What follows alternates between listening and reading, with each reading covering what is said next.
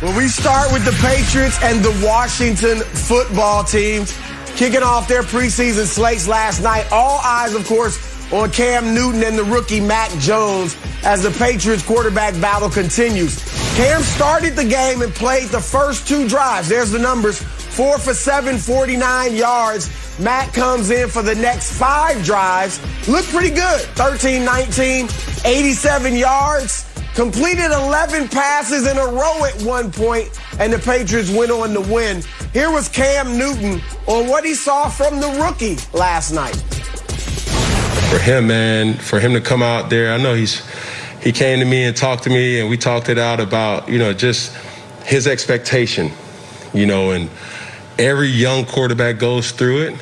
The excitement, the anticipation. He wants to be so perfect, and I see his preparation is always, pristine, and, that's what I admire about him. Being at such a young age, he knows how to prepare and knows when Josh asks quick questions or when a person asks quick questions, he knows how to kind of have answers for it. And everybody's different. Everybody learns different. But for him in today's performance, he's just going to keep getting better.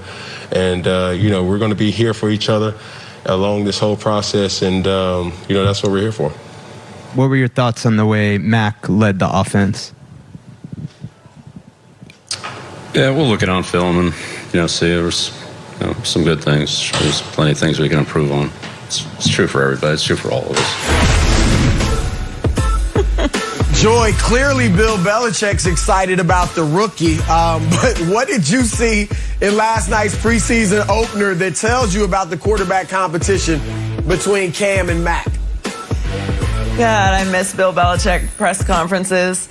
It told me that it's much closer than I thought it would be. I didn't know really what to expect from Mac Jones last night, and I don't want to overreact. Now, if I'm a Patriots fan, I'm going crazy, and that's what they should be doing. But the rest of us can look at this a bit objectively. I thought Cam Newton looked a little like Cam. It's a little rusty. It's the first preseason game.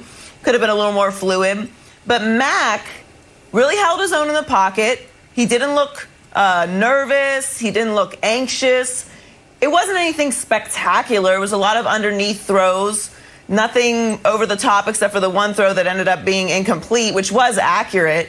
But what I liked most about what I saw from Mac last night was his poise. He looked how I expected him to look. He's a little heavy-footed. He's not wowing you with athleticism, but he did look poised. And that's what you want to see from a rookie quarterback. And that's what I think was most impressive to me from Mac last night. So what I learned was this is a much closer quarterback competition than I thought it was.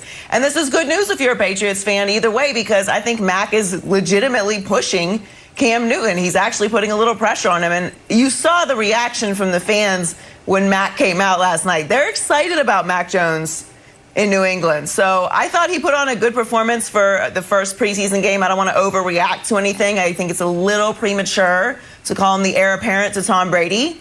But you got to be happy with that performance if you're Mac Jones. You're going to go in, like Bill Belichick said, look at the stuff that you didn't do well and improve on it. For a first preseason game, I thought he was very poised, not a lot of anxious, sat in the pocket, took the pressure. And he's certainly going to be putting pressure on Cam Newton. So I think it's closer than I thought it was. Yeah, I didn't take it that way. I took it as Cam got his work in, he got his 2 series in, and he got out of the game. Cam, what I took away from this is Cam is the undisputed leader of this team. That's what I took away from it.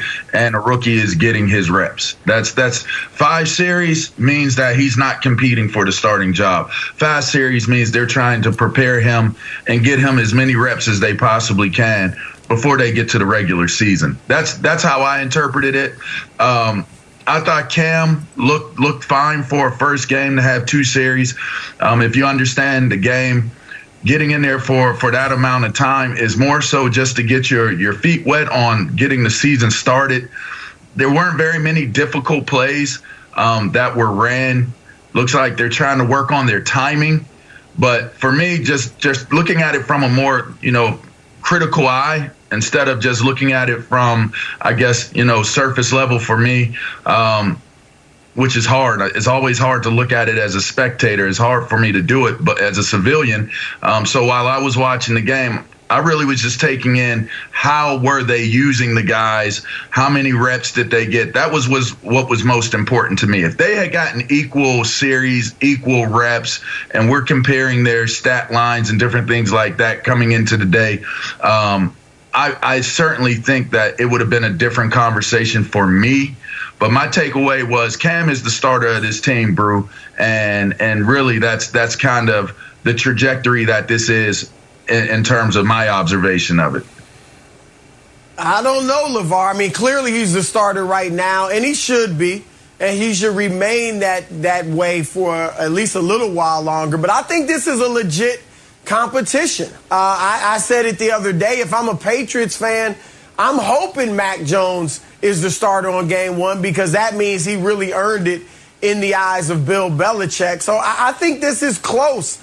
Cam is the starter, no doubt, and I think he maintained that position, obviously, after the first two games. Both guys were similar. I mean, their passer ratings were almost identical, both of them at 78. I also get that Mac was going against the second and third units for the bulk of his time out there, so you got to weigh that into it as well. But I do think Mac was a little more impressive. Now, again, Cam was only out there for two series, so I don't want to make too much out of it. But one stat that did jump out at me, and this was according to ESPN Stats Info, Mac Jones's average pass attempt was 7 yards, 7.2 yards. Cam's was 0.3. And you saw that Cam's two biggest plays were just screen passes that the receivers turned into big gains of 16 and 17 yards. I thought he threw a couple plays with some zip down the field, but I thought Mac was a little bit more impressive. And again, he was going against lesser guys and had more opportunities. I get that. But he made the best throw of the night to Christian Wilkerson in the end zone down the left sideline that really could have been caught. It was a nice ball.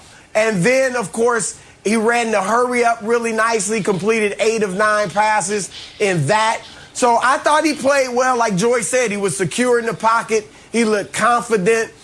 He looked like the guy that we've been hearing about, all his poise and his moxie and maturity. And he looked like he does have that. So, yeah, going into the next preseason game, again, clearly Cam is the starter. But I think this is close. And I really think Mac Jones has a shot at getting this job, Joy. I think he does, too, after last night. I did not think that going into the game. Now, I didn't think he was going to be a disaster. But, one, the reaction from fans really shows you how excited they are about Mac Jones. And those are New England fans. They're good fans. They've been following this story. They've been watching him in training camp. They've been paying attention to everything that he's been doing. And it doesn't mean that they're not all in on Cam as well. But look, like Mac Jones is the future. They took him there for a reason. They want to build him up. And we know that Cam isn't going to be there for an extended amount of time in New England. So I understand what you're saying, LeVar. That was the traditional, okay, this is the starter, here's the rookie, or here's the backup. He's going to get most of the reps. Cam's just going to get 1 or 2 series and then get out of there. I understand what you're saying as far as that's generally how it goes if that is the clear starter. But we didn't know what we were going to see from Mac Jones last night. And for the first time being on the field in a New England system, I thought he held his own. I thought he looked very poised. Again, I didn't see anything spectacular from him. And that pass that Chris just mentioned was still incomplete. So we can talk about how good it looked, but it wasn't caught. So I think he just looked mature to me. He looked like he went out there, he had some confidence, and to be in that situation, playing for Bill Belichick, knowing that Cam is the starter at this point, I thought was a good sign for Mac Jones. Yeah, I agree with you, Joy. And Brew, it's not close. It's not a close competition. That was not my takeaway. As Joy mentioned, that was proper protocol.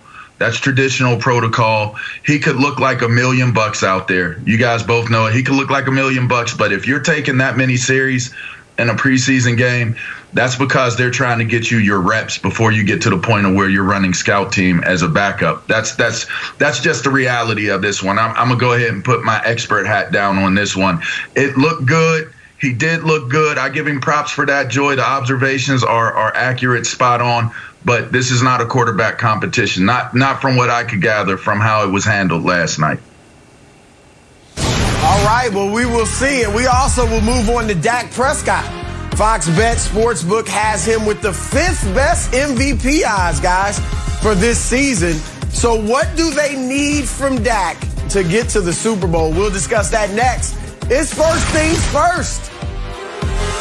Just days before they clash for the Universal Championship, the head of the table, Roman Reigns, comes face-to-face with John Cena. Plus, how far will the mind games go with Seth Rollins and Edge? The summer of Cena continues. An all-new Friday Night SmackDown, live at 8 Eastern tonight on Fox. Time now for Drawing a Blank. Talking Dak Prescott. He was on pace to have a monster season before injuring his ankle.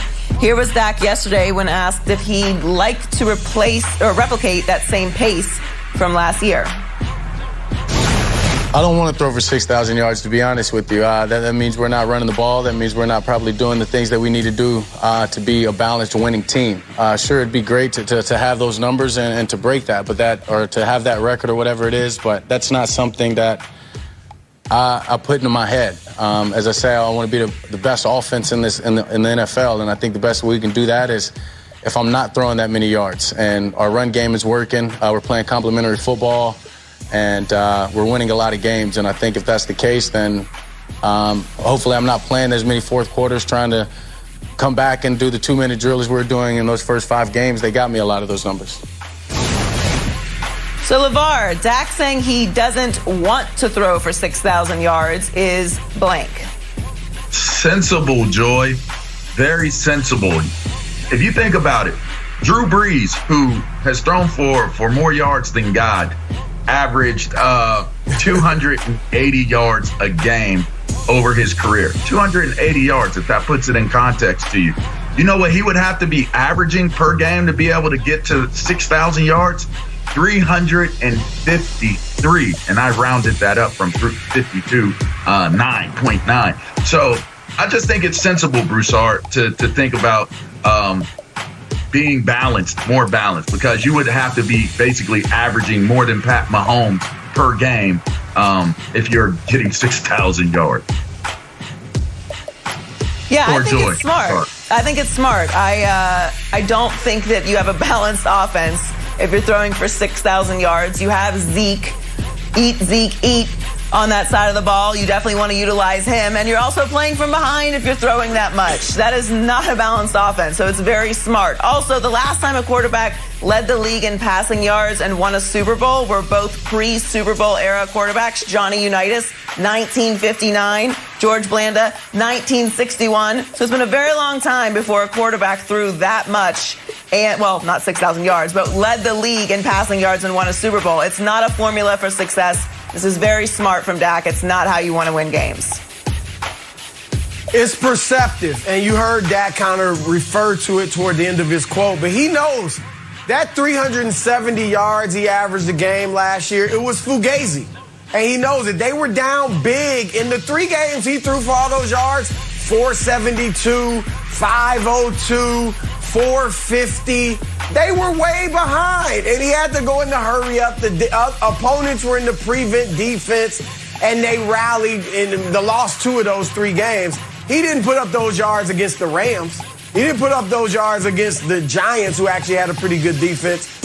So he knows that he's not going, he doesn't need to throw for that many yards. They don't have to go back to his second and third years in the league, or first, second, and third, when it was Ezekiel as the driving force. But they do need more balance, because he's a better passer than he used to be, but he's still not Pat Mahomes. So they definitely need more balance. This is very perceptive of Dak Prescott. Let's talk Patriots. They assigned numbers to the rookie class, and one in particular made waves. They gave out Gronk's number 87 to rookie wide receiver Trey Nixon, despite Gronk being the franchise leader in touchdowns. So, LeVar, the Pats giving 87 to a 7th-round rookie is blank. Well, they must be your boo. You being the queen of petty. They are the kings of petty. This is petty. Like, what else is there to it? Gronk is one of the greatest tight ends of all time in the history of the game. and he did it in that Patriots uniform. That's almost as petty as, well, them slipping into letting somebody wear number 12. I don't know. Just seems petty to me. I don't know. I think this is normal. Plus, Gronk is still playing. So if Gronk was really retired and it was, starting to become a romantic thing, sure. But Gronk has moved on. He just won a Super Bowl with another team, with the guy that used to be the quarterback here. So maybe it's a little petty, but it didn't read that way to me. This is normal. He's still playing. You've got to move on. They're not going to retire his jersey. I don't necessarily hold the same romanticism towards numbers in football the way that I do in basketball. Maybe that's just me, but I think of the player, I don't think of the number. Now, obviously, we know what the best players' numbers are, but they just don't hold as much weight to me, and he's still playing. If he had been retired and there was some bad blood, maybe, but this just feels normal to me. I think it's hilarious. Hilarious leaning toward petty. There's a little pettiness there for sure. Oh, but look, I'm sure that there will be a day when no one else wears number 87 for the Patriots. All right, that day will come in the future. But considering how gregarious, how jovial, how rebellious Gronk was in New England and just is in general, I think it's just funny that they gave his number to a 7th-round pick. And I'm sure some people in that organization are getting a nice chuckle out of it. Heck, Gronk may be getting a nice chuckle out of it. But I do think Gronk will end up getting the last laugh this year and not the Patriots. But yeah, to me, this is just funny. Super petty, guys. Y'all call it what y'all want. And enjoy. If they gave out 12 because 12 is still playing, that's beyond petty. No, if there was a word for beyond petty, that would be the word for it. I think that would be illogical. That's not even smart. That's pressure. I wouldn't do that. We're back talking some baseball because the Field of Dreams game was quite the spectacle. It was amazing last night. We'll share our favorite moments from the game next. This is First Things First. Back here on First Things First, talking the Field of Dreams game last night. It did not disappoint. So, Joy, what was your favorite part of this game? There's so much to pick from, but I guess I got to say the ending. You got Aaron Judge, Giancarlo Stanton both hitting 2-run homers. The top of the 9th to go up 1. It looked like it's a Yankees game, and here comes Tim Anderson, the 2-run walk-off homer. You got the fireworks, and the lights, the crowd's going crazy. It was an amazing ending to what was a really, really awesome, romantic, great night of baseball. I loved it.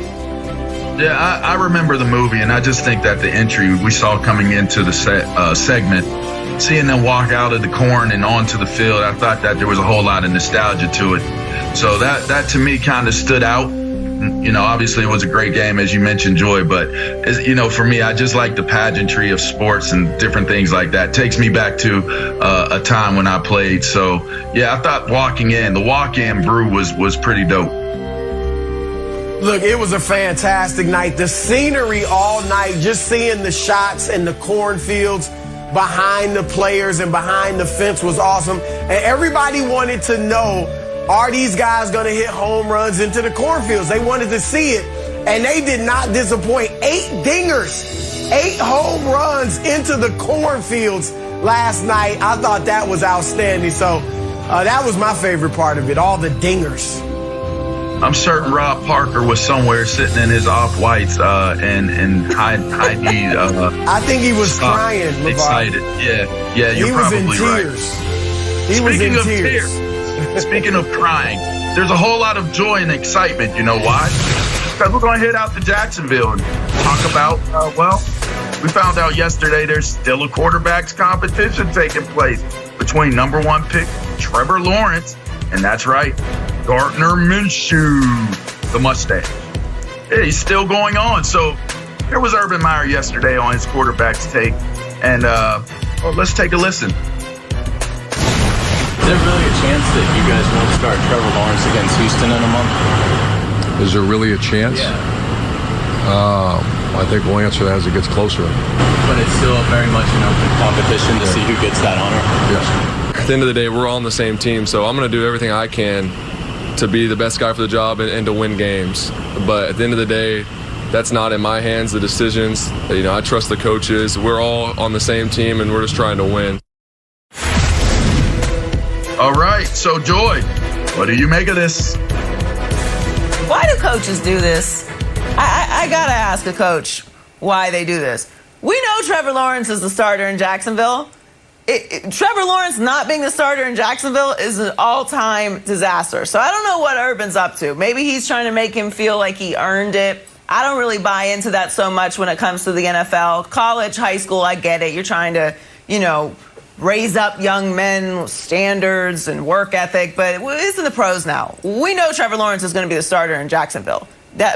Period, point blank, period. He is the starter in Jacksonville. People were talking about drafting him after his freshman year. So even though Gardner Minshew doesn't get enough credit for how competent of a quarterback he is because it's Jacksonville, if you look at Gardner Minshew's statistics and compare them to Baker Mayfield, who was another #1 overall draft pick in Cleveland with obviously a much better roster, they're essentially the same player. It's not an unfair comparison. We're showing their stats now. Almost the same completion percentage. Gardner actually has a little bit better of a passer rating. Passing yards per game essentially equal. Passing touchdowns per game is equal. So they're essentially the same player. They're around the same size. No, this isn't a shot at Baker, but it is what it is. Gardner Minshew is actually a very competent quarterback. He's just playing for a team that doesn't have a lot of talent. So this is a good quote-unquote quarterback competition as far as putting some pressure on Trevor Lawrence. But let's be serious. Trevor Lawrence is going to be the starter in Jacksonville. If he isn't good enough to beat out Gardner Minshew, that is an all-time miss by every single person who evaluates not only college football, but the NFL as well. We know what Trevor Lawrence is capable of. That's why he was the pick. He's a pick that is in the same category as an Andrew Luck or a Peyton Manning, just guys that come in the league and we know what to expect from them right away and have extremely high expectations. Now, whether Trevor Lawrence will be able to, with Urban Meyer, overcome the dysfunction that we've seen in Jacksonville for years and years, who knows? But he's going to be the starter day one, and we all know it. Joy, I'm here for this. I like this, Urban. Yes, competition. This is football, and what is football about? Competition. There's nothing wrong with this. Now, I fully expect, as you do, Joy, for Trevor Lawrence to be the starter. But I expect it because he's going to beat out Gardner Minshew. He's better than Gardner Minshew. And you're right. If he isn't, oh my, we're all in trouble, okay? But there's nothing wrong with this kid going out and earning it. I get it. Aaron Rodgers is a starter. Pat Mahomes and Russell Wilson and Baker Mayfield, these guys are the starters from day one. But guess what? They earned it too. They've earned it over the years. Trevor Lawrence hasn't done anything to earn it yet. He will earn it, and he's in the process of earning it right now. But I don't like he walks in and all of a sudden we bow at his feet. You're the starter. Lead us to the promised land. I mean, yeah, he's got to do that eventually, but make the kid work for it, at least in his mind. I think that makes him a better player if it's not just handed to him and he has to go out there and earn it, at least feel like he's earning it. And then I think it raises his stature in the eyes of his teammates when they see that he's going out there to work for it and he's not so arrogant that he's upset that the job isn't automatically his. As we know, it will be, but I like this. I think it will make him a better player. I think it'll earn him more respect in the locker room. I think the players want to see him go out there and compete. And I fully expect him to be the starter on day one. But I got no problem whatsoever with Urban taking this tact and not just bowing down to the kid. I think he should earn it, and I think he will, LeVar. You know, I have a ton of kids, Brew, and as I got older, I realized that even though I made a ton of money playing football, I needed to be sensible and reasonable in my choices of cars. So I drive a Ford Fusion, but I used to drive 360 Medina. I used to drive a quadruport Maserati. And when I became a civilian dad and I drove that Fusion and I was on the highway for the first time, I realized that I was living a different life, and I had to accept that life. Let me tell you something. Urban Meyer is not going to get into that Ford Fusion right now. You know why? Because it's too much fun to drive that 360 Medina Ferrari. It's too fun to drive that quadruport Maserati. You're not going to race those two cars. You're not going to compare them on handle and performance.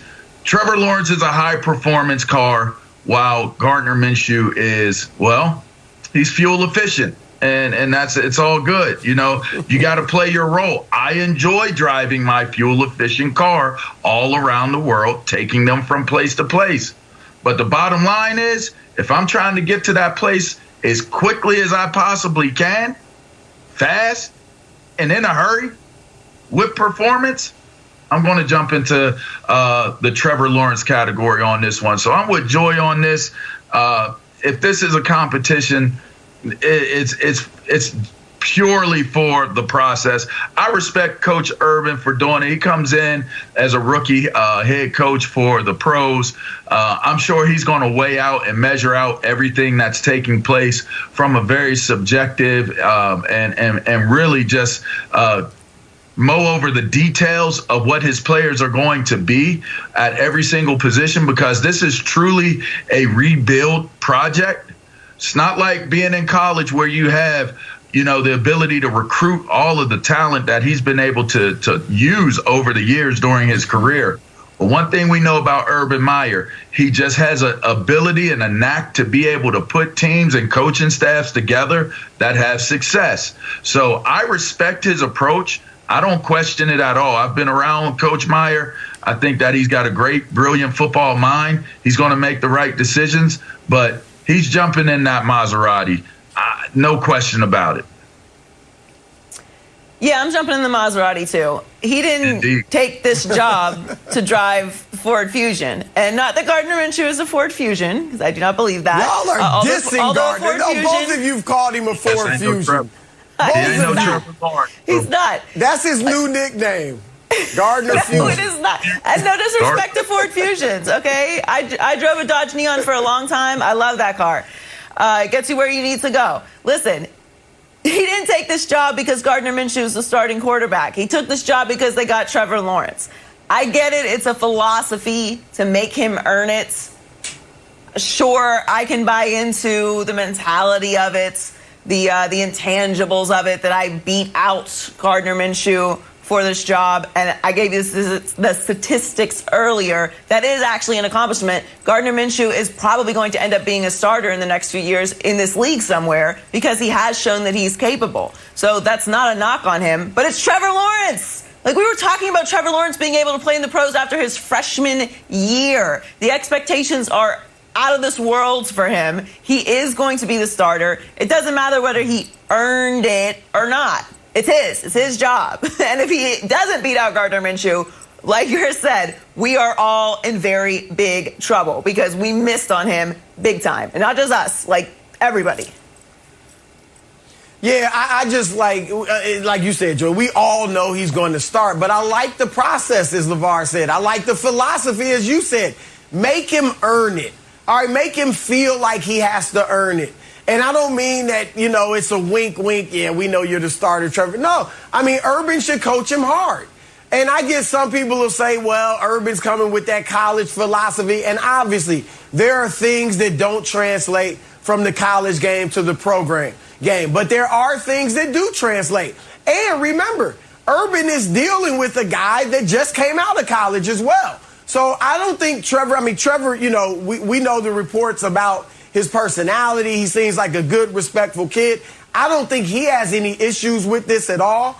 I think he understands clearly he is the future of this franchise. And I think he'd be highly upset, as he should be, if he weren't somehow the starter. But I think he will respect the fact that he has to go out there and earn it. And coach is not just going to hand it to him. But we all know at the end of the day, LeVar, he's going to be the guy. The Maserati is going to be the car that's out there. And look, man, I got kids too. Don't sell yourself short. There's nothing with rolling in wheels like that when you got kids. That's why I did it. I had no shame in it. You ain't see me feel shameful about it. Hey, listen, Gardner Minshew. So you still have those nice cars. You still have the Maserati in there. I got rid of them. I don't need them. What I need them for? I don't need to flex on nobody. My flex is right now, sitting here with y'all on camera. I don't need them. Here's the interesting thing. In the iconic parable of the tortoise versus the hare, in life, I'm cool with driving the Fusion because it's going to get you there. The tortoise beat the hare in the parable. But in this conversation right here, this debate today, right now, the Jacksonville race of life, we going to go with the hare. All right? The hare going to win this one. And speaking of winning, let's go to the NBA, guys. All right? Back to the NBA. Kawhi is back with the Clippers. So does he need to win a title in LA to secure his legacy? We're going to find out next on First Things First. Back here talking Kawhi Leonard, the Claw is back with the Clips. Re-signed yesterday, as most expected he would. The ink still drying on a 4-year, $176 million max deal. So, Chris, does Kawhi need to win a title with the Clippers to secure his legacy? This is an interesting question, Joy. But let me start with this. No, he's a made man. All right, Kawhi Leonard's already got 2 championships. And he earned those. He's the finals MVP on a historic San Antonio team with Tim Duncan, Manu Ginobili, and Tony Parker. And he was the finals MVP against LeBron, Wade, and Bosh. So that is historic. Then what he did in Toronto. I mean, that's something we rarely see. He brought that country its first championship. He was a mercenary, had 1 season there, and he made it count by winning the ring. So those things have, as I said, solidified him as a made man, probably a top 30, 40 player of all time. But he does need to win a ring in L.A. to live up to the hype that surrounded him when he joined the Clippers. Remember, when he went to the Clippers, he was being called by many the best player in the world. When he went to the Clippers, some were saying he could be a top 10, even top 5 player of all time if he won the championship with the Clippers. People expected, including myself, him to lead the Clippers to the championship in his first season. He had commercials where he called L.A. Kawhi Town, L.A. where the Lakers reside, L.A. where LeBron resides. And he went there. And so for him to live up to all that hype, yes, he does need to deliver a ring. Yeah, and I forgot to mention, he already has lost a 3-1 lead to Denver in the Clippers uniform. So if Kawhi does not win a championship with the Clippers, there will be major disappointment. But also there will be people looking at him a little bit funny, like he wasn't what we thought he was. But his position as a made man can't be taken away. So his legacy is set. But, yeah, it'll be major disappointment if he doesn't get at least 1 championship with the Clippers. His legacy is definitely secure. I mean, let's be clear on that. I feel like my legacy as a football player is secure, even though I didn't even play in more than 1 playoff game. Yeah, I played in a couple playoff games. I didn't have a whole lot of playoff appearances. How about that?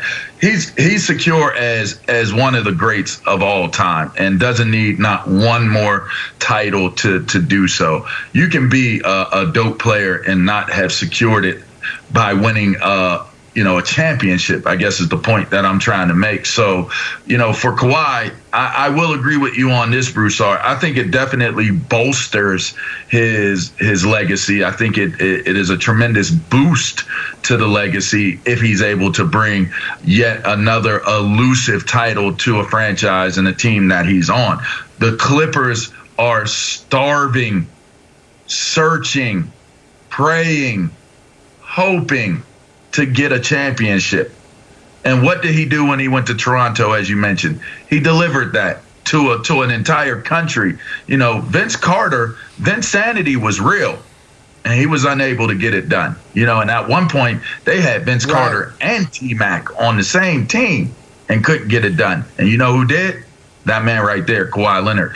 So if he's able to do that in L.A., which is an amazing market for basketball, and the Clippers always being the little brother, the step brother that gets the leftovers from the Lakers.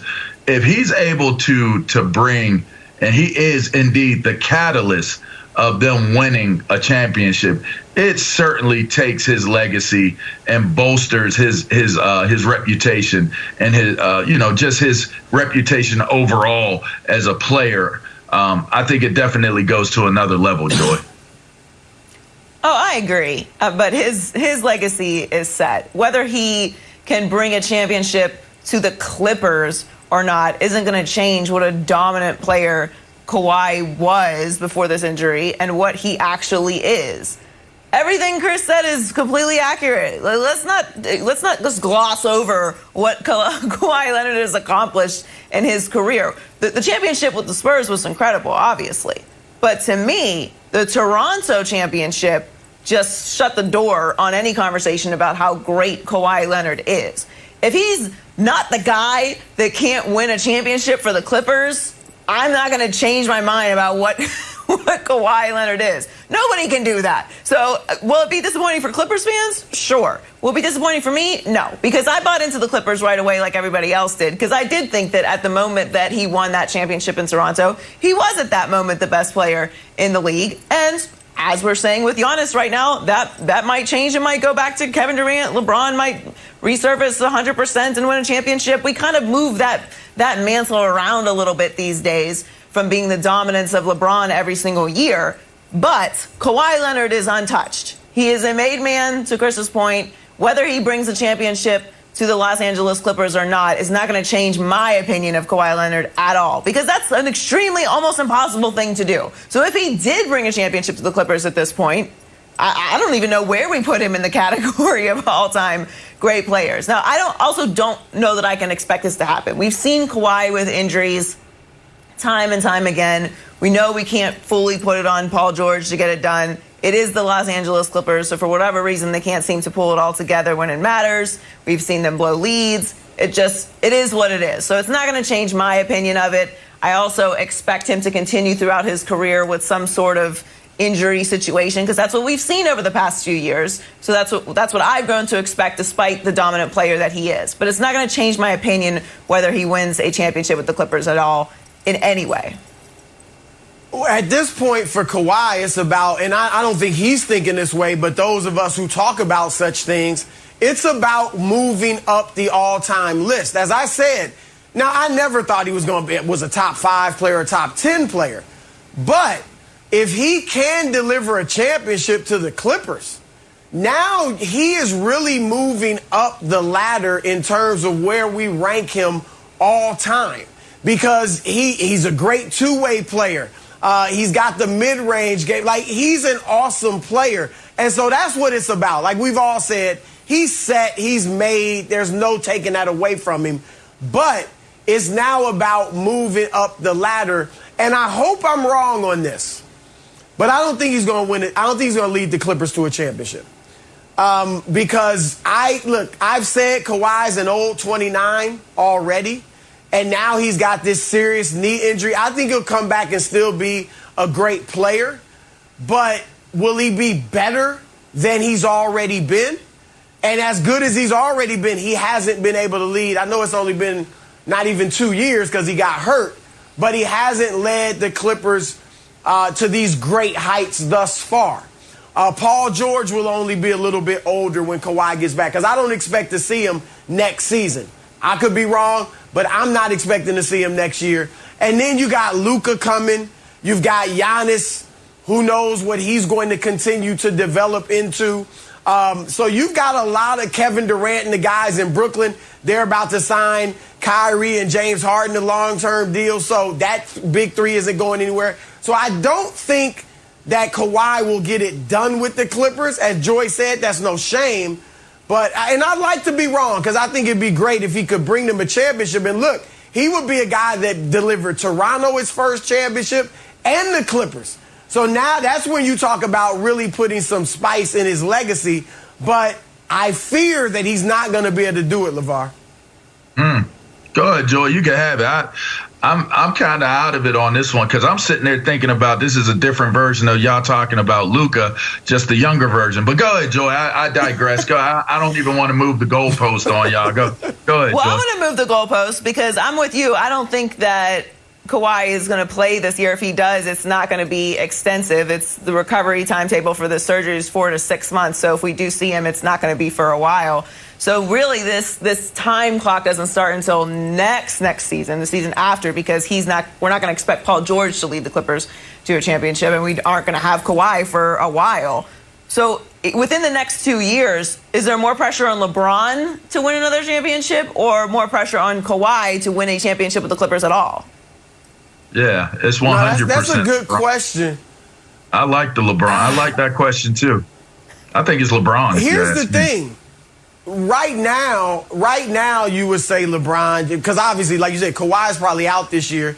And with all the changes, the additions of Russell Westbrook, there is some pressure for LeBron to deliver. There have been reports that the front office actually wanted Buddy Hield. Remember, they could have done the Buddy Hield deal instead of getting Westbrook, and that LeBron wanted Westbrook. So there's that level of pressure. And here's the thing with Kawhi. Again, Clippers fans are expecting it and wanting it. But around the league, is there really pressure? Like you said, Joy, if he can't lead the Clippers to a championship, I mean, nobody's been able to. Chris Paul, Blake Griffin, and DeAndre Jordan couldn't get it done. Doc Rivers couldn't get it done. So if Kawhi isn't able to get it done, I don't think it's going to hurt his legacy, as we've talked about. But I would say, certainly next year, the pressure's on LeBron more than Kawhi. How many championships does MJ have? 7? 6. Is it 7? 6. 6. It's 7 that LeBron has to get in order to be able to say, I have officially dethroned the King of Kings in the basketball arena. So there's always going to be pressure that's beyond Kawhi Leonard for LeBron, because LeBron has his eyes set on something totally different than if he's better than Kawhi Leonard in LA. I think he's going after the GOAT, and he's going to have to get 6 to 7. How many does Kobe have? 4? He has 4? 5. 5. Yeah. So get the Kobe, but I think he's looking at Jordan. So I think LeBron has a ton more pressure on him because he's running out of time. I mean, I don't know. At this point, the debate is depending on what your preference is. A lot of people already feel like LeBron has passed Michael. I don't feel like he has, but I do think that LeBron is the GOAT of this era, if you will, which is a whole other nuanced conversation. But as far as the pressure on LeBron over Kawhi, I would say there's more pressure on LeBron just because of what you said, Chris, the roster that they've assembled, the fact that he has Anthony Davis. Kawhi doesn't have Anthony Davis. Paul George is not Anthony Davis. So, and it's also the Clippers. No one expects the Clippers to win a championship. The Lakers are the Lakers, and it's LeBron, it's AD. Now you have Westbrook. I don't think Carmelo's going to play a huge role, but he is there. It's glitzy, it's glamorous, and there's always expectations on LeBron. So again, the legacy thing with Kawhi, it's set to me whether he wins a championship with the Clippers or not. But when he is back healthy, if I have to measure who is going to be under more scrutiny for not winning a championship, Kawhi and the Clippers or LeBron and the Lakers, I still have to say LeBron. Two things quickly from me. First of all, LeVar, LeBron would beg to differ. If you remember, he said after they beat Golden State, when he came back from that 3-1 lead against a 73-win team, he said, that's when I knew I was the greatest player of all time. So LeBron already thinks after 3 that he passed up Michael. Most people don't agree, but LeBron feels that way. And here's the second thing. I think LeBron, because of his age, he's like Tom Brady. He has a built-in excuse. If LeBron doesn't win another championship, and I know they got Anthony Davis, they got Russell Westbrook, and there will be some criticism, but he's 37. He's in his 19th year. And I know he's not looking at it like, I'm 37, I can't play anymore. But if he doesn't win it, then that will be an excuse or explanation that people look at. Well, he was 37. Nobody's played at that level in their 19th season. Just like Tom Brady. If Tom Brady goes out this year and struggles, he's not going to get, how much can you rip him? He's 44 years old. All right, so I think there's that built-in excuse that can alleviate some of the pressure. Again, the LeBron haters will go at him. But if you look at it logically, you'll be like, man, look, everybody gets old. Father Time finally got to him, and LeBron couldn't win another one. Well, add an extra 3 seasons for LeBron also with all the playoff games that he's played. We don't even think about that. Back to the NFL. Cam Newton had Chase Young hunting him down last night. It's a scary sight. Here was Cam after getting to know Chase a little bit. Cam, what did you think of your up-close and personal introduction to Chase Young? He's smaller than I thought. I just mess with you. That's a joke. That's a joke. That's a joke. I just mess with you. All right, time now for stories to start your morning, sponsored by Ram Trucks, built to serve. All eyes on Cam Newton and the rookie Mac Jones last night.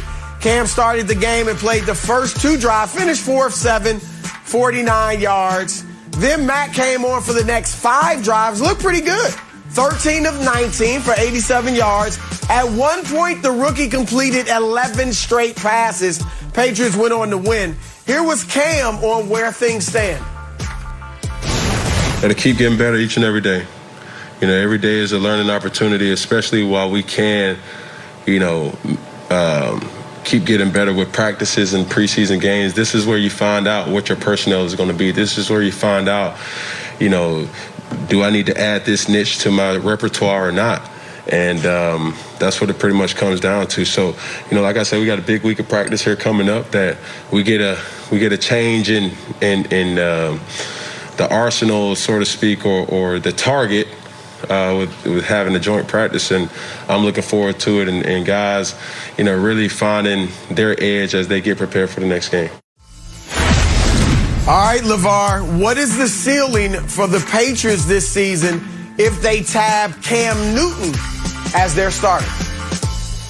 I think the ceiling is competitive for the playoffs. I think they're competitive for the division as well with Cam as the starter in year 2. I do not believe the hype and Cam is all the way washed. I do not believe that Cam has hit his end. I think he has some left. And I honestly, just listening to him in his interview, I think that Cam is supremely confident that he's going to be able to deliver what he needs to deliver. So I believe that him as a starter today gives them the best opportunity to have the highest ceiling between the two. I think Cam still has a little left in the tank. I think they'll be competitive for a playoff spot, a wild card playoff spot, because the Buffalo Bills are winning this division. That is a given. So I'm not considering them for a run for the division at all. I also think that the Dolphins are a better team right now than the Patriots. Now, I do think the Patriots will be more competitive than they were last year. They're getting some new pieces from the offseason, from free agency, getting their opt-outs back. It's another year of Cam in this system. And Mac Jones, I think, is going to push him a little bit. I think we saw that last night, that it is a closer competition than at least I thought it was. So I think they'll be much more competitive than they were last year. Also, Cam got COVID. That derailed the season a bit. But they're not going to compete for the division. They'll be competing for a wild card spot. All right, the question was ceiling. All right, what's the ceiling? It's not a prediction, but the ceiling, the highest they could reach, will be a playoff spot. And I do agree with Joy. I don't think they can win the division. That's Buffalo's. But could they compete with Miami, with Pittsburgh, with Indianapolis or Tennessee, whichever team doesn't win that division? For that one of those last at 6th or 7th playoff spot for a wild card spot? Certainly. Remember, they went out and spent about $150 million in the offseason to shore up that team. They added some people at the skill positions. They get Dante Hightower back, who sat out last year because of COVID. They should be much improved. Obviously, they've got the best coach to ever do it in the NFL. So I expect them to, if Cam plays well, fight for a playoff spot and be in position to get. They were 7-8 last year. 7-8 in Cam starts, and he wasn't very good. And so if he's better this year, LeVar, I think they could get a playoff spot. I'm not predicting it, but that would be their ceiling. Well, a ceiling sounds somewhat like a prediction, but I'll say this. One thing I'll predict is that I'll never count Bill Belichick out. So I'm not going to sit here and crown in a prediction style like you and Joy just did that the Bills are going to win that division. I think there is going to be some competition from this New England Patriot team for that division. And I don't think that the Bills run away with it. Nah, it's the Bills division. I respect Bill Belichick, too. I respect him a lot. That's why I think they're going to be more competitive than they were last year. But the Bills are the better team. They have more talent. Bill Belichick's a great coach, but he can't produce the talents that they have on the Buffalo Bills roster. So they're going to win the division, and the Patriots are going to be competing for the wild card spot. UGLY. You ain't got I get it, LeVar. You look at y'all cheer. Yeah, I see who the cheerleader was. It was Joy, not LeVar on that one. All right, Undisputed is next. Skip and Shannon. Keep it locked right here on FS1.